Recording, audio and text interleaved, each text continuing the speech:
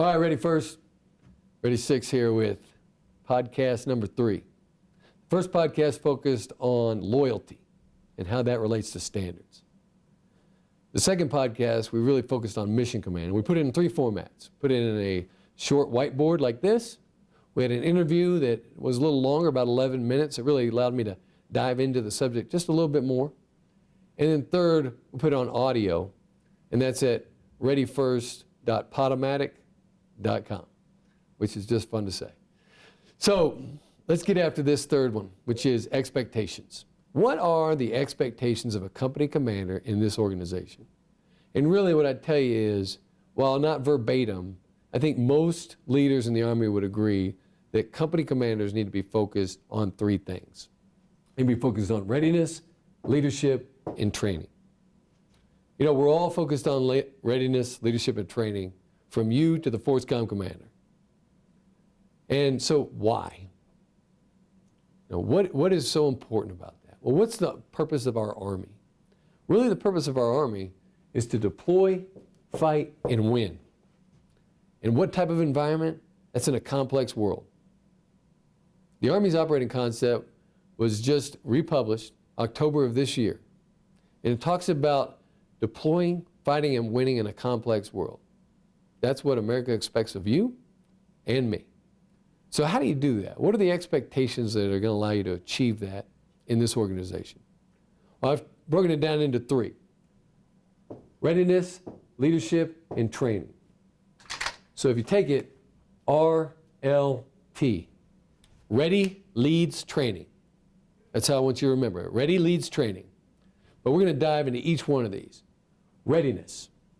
Okay, you've heard me talk about this before face-to-face and a little bit on that last podcast in Mission Command. But really, readiness breaks down to personnel readiness, equipment readiness, and training readiness. Now, there's a lot to do. The company, you know, your company staff of 2 has a lot on their plate. So who's focused on what? And how do we do this? How do we divide up our time as commanders? Well, we must delegate. So this is a way, and I'd like for each of you to try this out. Personnel readiness, I want your first sergeant focused on it. I want your first sergeant working through the squad leaders and platoon sergeants to make sure everyone is fit and healthy to deploy. Well, what about equipment readiness? That's what the good Lord invented XOs for. He's going to work through the platoon leaders and platoon sergeants to make sure that all of our kit is ready to go. That when we deploy and to fight and win, all of our equipment is functioning and on hand. And last, you are focused on training. That's clearly yours. And you're working with the platoon leaders and squad leaders to make sure that you have a good quality training program. We're going to get into this in a lot of detail as we talk about the T in Ready Leads training. So, leadership. I got an acronym for you. RS, C squared, T squared. First, to be a good leader, I need you to be a role model. Be a warrior. Be the best soldier in your company. When your company sees you and they say, that's my commander, then you know you got it about right. Be a person of character, a role model, a warrior. Stand up for what's right and uphold standards within our organization. S, for soldiers. Spend your day with your soldiers. They are the lifeblood of this organization. If we don't spend time to develop our young leaders and young soldiers, then we've wasted an opportunity to make tomorrow a better Army. C squared. I want you to be critical and candid. I don't want you to take things at face value.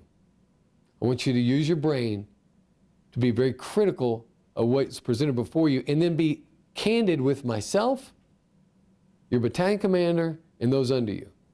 Be candid so that we can all grow together. If you know something's wrong, you got to tell us. If there's a better way, you got to say something. Be critical and candid.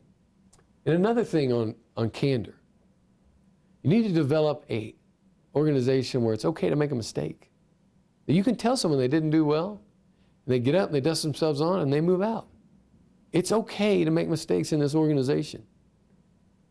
Be candid with people so they can grow. This is a learning organization that's enabled through that candor and your critical thought. And finally, I need you to think 2 levels up and 2 levels down. You're going to certify those soldiers under you 2 levels down at the squad level. But I need you to understand my fight and the battalion fight as well. So very quickly, the brigade fight is defined as identifying the enemy's defeat mechanism, coming up with a plan that accomplishes that end, then synchronizing the intelligence collection assets, the fires, the sustainment assets, and the mission command assets, so that the last decision that brigade commanders have to make is the commitment of our infantrymen onto the objective so that we can win in this complex world. Next, the last element, training. How are we going to get after this? How do we make every training opportunity the best that it can be? Your goal as a company commander should be that 5 years from now, when you see a soldier, they tell you, sir or ma'am, when we were in that company together, that was the best training I've ever done in my military career. That's the goal. So in order to do that, I need you to be doctrinal experts. You need to understand your craft. And if you don't, it's time for a little self-development. Identify what you don't know and then get after it. Next, train to standard. It's often talked about. You must bring it into reality. Make sure that you don't waste training opportunities by stopping short of the standard. Next, 8-step training model. Use it. It's time proven. And get it on your training schedules. Each of the 8 steps should be on your training schedules. That will ensure that they are done and everyone is tracking them. Last, your company training meetings. They got to be productive. You got to have the right people there. From your maintenance sergeant to your supply sergeant, all the platoon leaders, platoon sergeants, any attachments that you have, they've all got to be there and focused on the objective to make these company training events excellent. So, in closing, we got to deploy, fight, and win in a complex world, and we're going to do it 3 ways. We're going to focus on readiness, leadership, and training. Company commanders, trust me, if you focus on readiness, leadership, and training, and nothing else, you'll be successful on the modern day battlefield. Ready first.